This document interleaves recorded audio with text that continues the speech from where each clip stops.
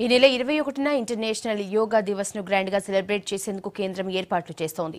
అన్ని వర్గాల ప్రజలని ఇందులో పాల్గొనేలా ఎంకరేజ్ చేస్తోంది. కేంద్రం తీసుకుంటున్న చర్యలతో పబ్లిక్ కూడా బాగానే రెస్పాండ్ అవుతున్నారు. ముస్లింలతో సహా దేశవ్యాప్తంగా చాలా ప్రాంతాల్లో ప్రజలు యోగా ప్రాక్టీస్ చేస్తున్నారు.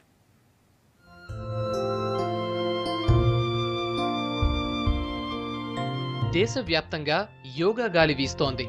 ఇంటర్నేషనల్ యోగా దివస్ ను సక్సెస్ చేసేందుకు కేంద్రం వీలైనంతగా ట్రై చేస్తోంది. యోగాసనాలకు మతానికి ఎలాంటి సంబంధం లేదని, శ్లోకాలకు బదులు ఎవరి ఇష్టదైవాన్ని వారు ప్రార్థించుకోవచ్చని కేంద్రం మళ్లీ స్పష్టం చేసింది.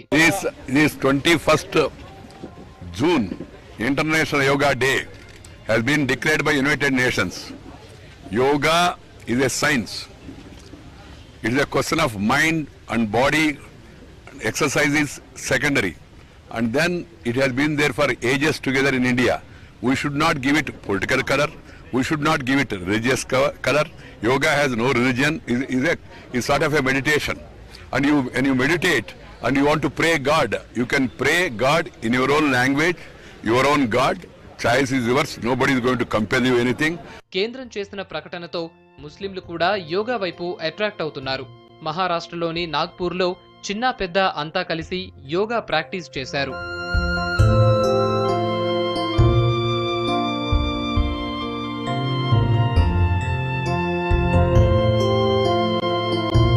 హైదరాబాద్లోనూ యోగా సందడి పెరుగుతోంది. ఎయిర్ ఇండియా నిర్వాహకులు తమ సిబ్బందికి special yoga training camp conduct చేశారు. స్ట్రెస్ నుంచి రిలీఫ్ కావటంలో యోగాది కీ రోల్ అన్నారు.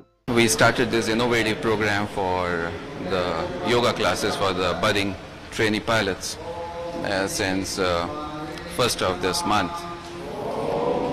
This would be optimizing the dynamic equilibrium of the mind and body to connect, to harness the max energy sources for that brief period of time where we give in our max as we conduct the flight.